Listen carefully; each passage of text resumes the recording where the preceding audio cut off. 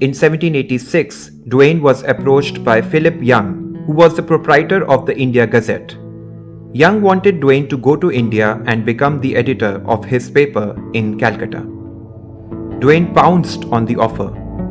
By December of that year, he had sent his wife and kids back to Clonmel from London and had secured passage aboard an East Indiaman, a type of ship that operated under the charter of the East India Company. The ship was called the Rodney. On 30th January 1787, the Rodney set sail for India. His voyage was an interesting social learning class for him. As a private recruit, he would have to bunk with other recruits who often came from humble and rough backgrounds. Being middle class himself with an ambition to hobnob with the rich and powerful people of society, Duane found himself seeking out the officers on board the ship. 5 months later, in June 1787, the Rodney finally docked at Calcutta.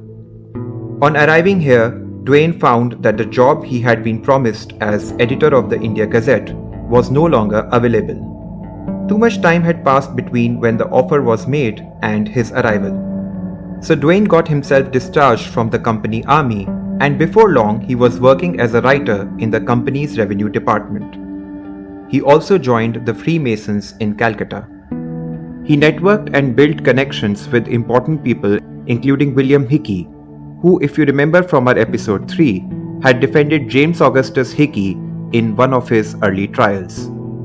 Among other people, he also connected with the secretary to the company government in Calcutta, Edward Hay. In 1789, Duane entered into an agreement with James Duncan and Stephen Casson to manage their paper, the Bengal Journal. This deal had been made possible with the intervention of William Hickey. By 1790, Duane was a co-proprietor of the Bengal Journal, owning a third of the share. This was a recognition for the work Duane had put in to make the journal a success.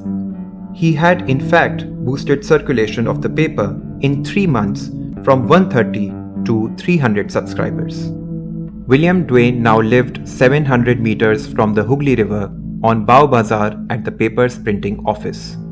In less than 3 years, he had moved up in the world of Calcutta.